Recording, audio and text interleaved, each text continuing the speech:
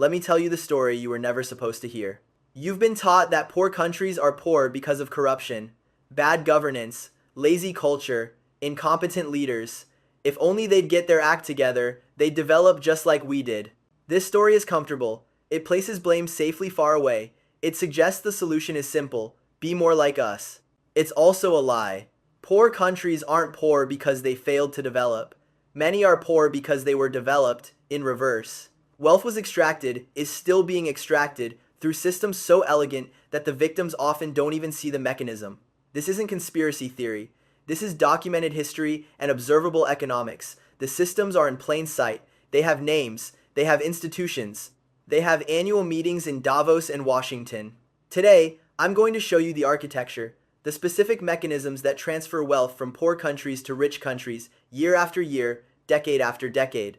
By the end, you'll understand why some countries can't seem to escape poverty no matter what they do. The game is rigged, and once you see how, you can't unsee it. 1. The colonial foundation. Let's start at the beginning. Not ancient history, recent history that shapes everything today. In 1960, most of Africa was still under colonial rule. India had been independent for only 13 years. Much of Asia and the Caribbean remained European possessions. The colonial system wasn't subtle. European powers extracted resources, crops, and labor from colonies, shipped them to the metropole, and sent back manufactured goods at marked up prices. The colonies were structured to produce what Europe needed, not what local populations needed. When independence came, the colonial powers didn't simply leave. They left behind borders drawn to divide ethnic groups and create permanent instability. They left behind economies structured for extraction, not development. They left behind debt, often for infrastructure that served colonial interests. They left behind legal systems, trade relationships, and currency arrangements that maintained dependency. Most importantly, they left behind the terms of global trade. The former colonies would continue producing raw materials. The former colonizers would continue producing manufactured goods. The prices of raw materials would be set in London, New York, and Chicago. The rules of trade would be written in Washington and Geneva. Independence changed the flags. It didn't change the flows. 2. The terms of trade trap. Here's the first mechanism. It's simple and devastating. Poor countries export commodities: coffee, cocoa, copper, cobalt, cotton. Rich countries export manufactured goods: machinery, pharmaceuticals, electronics, services. Over time, the prices of commodities fall relative to the prices of manufactured goods. This is called declining terms of trade. In 1960, a ton of coffee could buy a certain amount of machinery. Today, that same ton of coffee buys far less machinery. The coffee farmer works just as hard, the coffee is just as good. But its purchasing power has eroded. Why does this happen? Commodities face constant pressure. New producers enter the market. Technology improves extraction. Supply tends to grow faster than demand. And commodities are interchangeable. Kenyan coffee competes with Colombian coffee, competes with Vietnamese coffee. No pricing power. Manufactured goods are different. They're branded, they're patented, they have increasing returns to scale. Technology creates new products that command premium prices. The producers have market power. The result: countries that export commodities run faster and faster just to stay in place. They produce more coffee, more copper, more cocoa, and somehow end up with less purchasing power than before. This isn't bad luck, it's structural. The system is designed so that commodity exporters transfer value to manufactured goods exporters through the simple mechanism of relative prices. And who decided which countries would produce commodities and which would produce manufactures? The colonial powers, who structured their colonies for extraction and reserved industry for themselves. 3. The dollar prison. Let's talk about money. Specifically, whose money? International trade is conducted primarily in US dollars. When Zambia buys machinery from Germany, it pays in dollars. When Thailand sells rice to Brazil, it's priced in dollars. The dollar is the global reserve currency. This seems like a neutral convenience. It's not. To participate in international trade, poor countries must acquire dollars. They get dollars by exporting goods or by borrowing. Both options create dependency. The export trap. To earn dollars, countries must export. This pressures them to produce whatever the international market wants, usually commodities. Domestic needs take second place to dollar-earning exports. Food security, local industry, environmental protection, all subordinated to the need for foreign exchange. The debt trap. When exports don't provide enough dollars, countries borrow, but dollar-denominated debt is uniquely dangerous for non-dollar economies. Imagine you're Argentina. You borrow $1 billion when the exchange rate is 10 pesos to the dollar. Your debt is 10 billion pesos. Now the peso weakens to 100 to the dollar. Your debt is now 100 billion pesos. Your dollar obligation didn't change, but your ability to pay collapsed. This happens constantly. Currency crises turn manageable debts into unpayable burdens overnight. The borrowed dollars must still be repaid, but earning those dollars has become 10 times harder. The United States, uniquely, borrows in its own currency. When the dollar weakens, US debt effectively shrinks. Every other country borrows in someone else's currency, bearing exchange rate risk that can be catastrophic. The dollar system isn't a natural phenomenon. It was constructed at Bretton Woods in 1944 when the United States had the power to design global finance in its interest. The system has been maintained through deliberate policy ever since. 4. The IMF mechanism. When countries can't pay their dollar debts, they have limited options. One of them is the International Monetary Fund. The IMF presents itself as a lender of last resort, helping countries through temporary difficulties. The reality is more complex. IMF loans come with conditions. These conditions, called structural adjustment programs, typically require austerity, cut government spending, reduce public sector wages, eliminate subsidies. This usually means cutting health, education, and social services, exactly what poor populations need most. Privatization. Sell state-owned enterprises, often to foreign buyers, often at distressed prices. Countries in crisis don't negotiate from strength. Liberalization.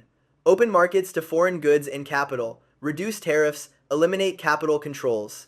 This sounds like free trade, but in practice means poor countries open their markets while rich countries maintain various protections.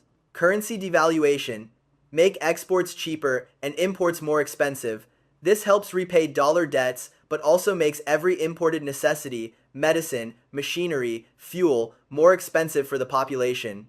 These conditions aren't random. They systematically open poor economies to foreign capital, reduce the state's ability to direct development, and ensure that debt repayment takes priority over citizen welfare. The IMF isn't neutral, it's controlled by rich countries. Voting power is proportional to financial contribution. The United States has an effective veto over major decisions. The managing director is traditionally European. When the IMF designs conditions, it designs them from the perspective of creditors, not debtors. The goal is to ensure repayment, not to ensure development. Dozens of countries have been through structural adjustment. The track record is poor. Countries that followed IMF prescriptions rarely developed. They did, however, repay their debts. 5. The intellectual property toll. Here's a mechanism that's almost invisible. Intellectual property. Patents, copyrights, and trademarks create monopolies. A drug company with a patent can charge whatever the market will bear. A technology company with patents can block competitors. A entertainment company with copyrights can extract payment for decades.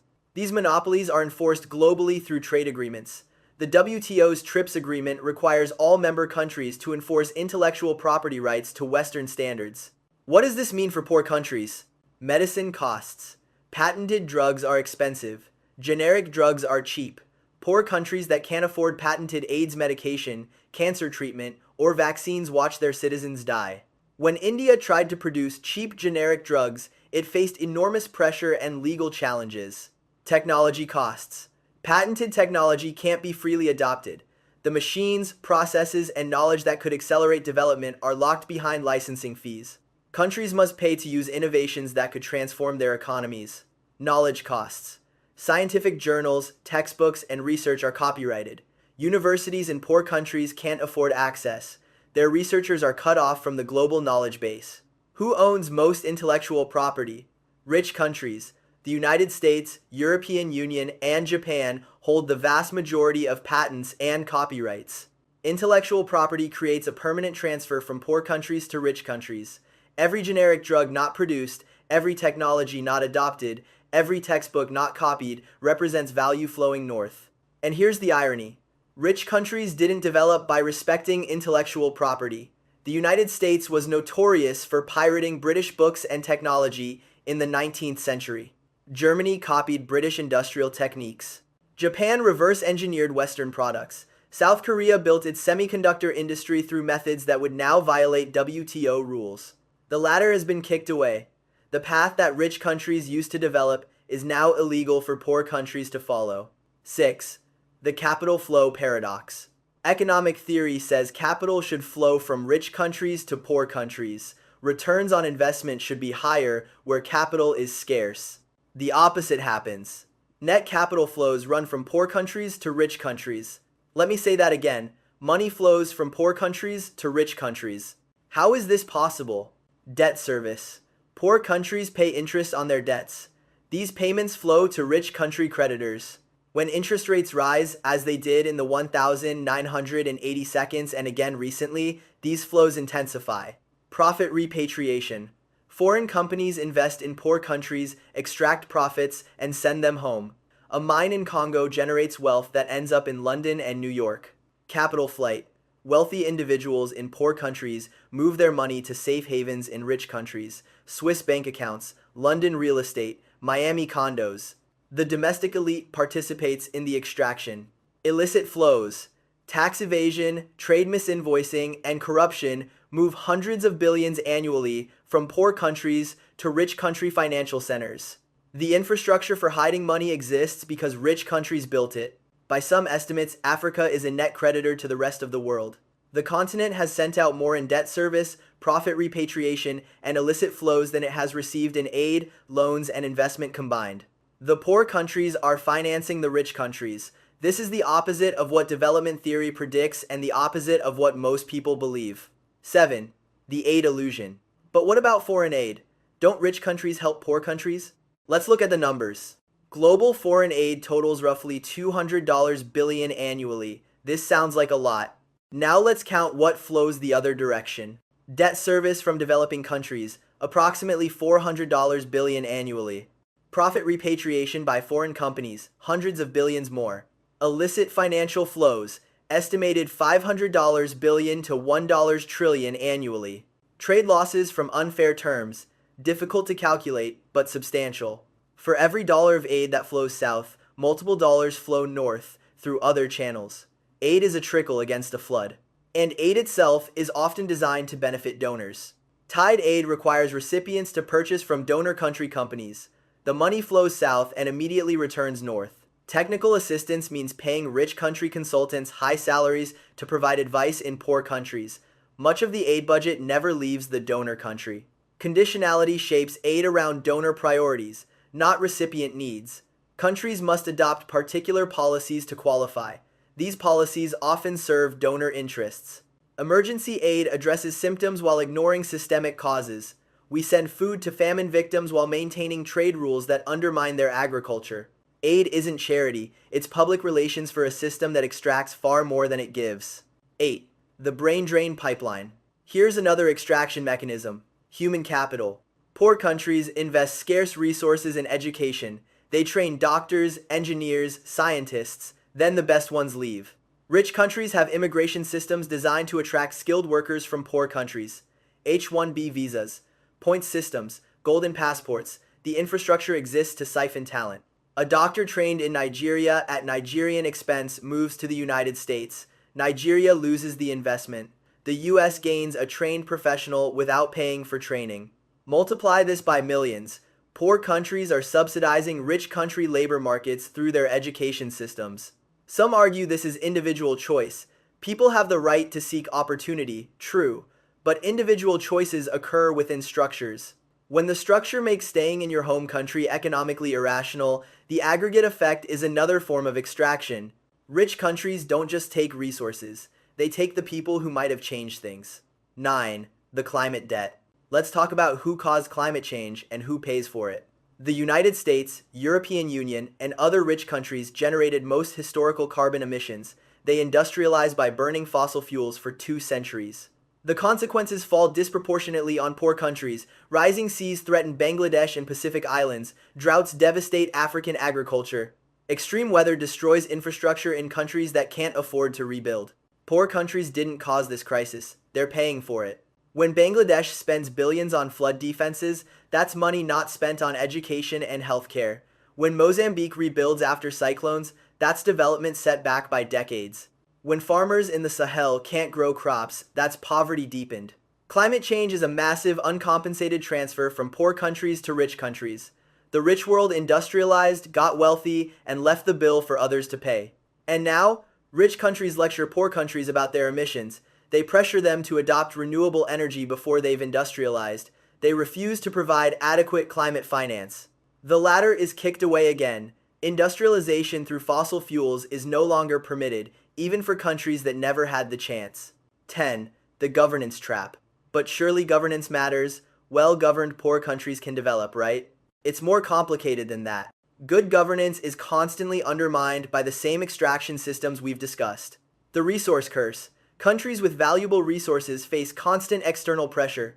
Foreign powers fund coups, support dictators, and destabilize democracies that don't cooperate.